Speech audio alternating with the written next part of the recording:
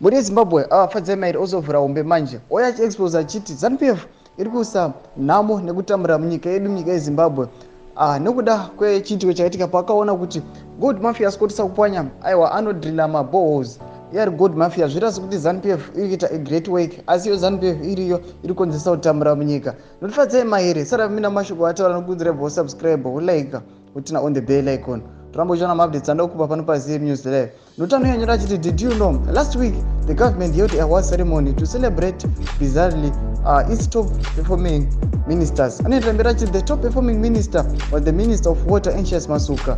He was given this accolade despite his failure to make water available as his responsibility under the Water Act. So bad is the water crisis that Zimbabwe is reeling from perilous medieval style cholera outbreak that has crippled an already defunct public health system.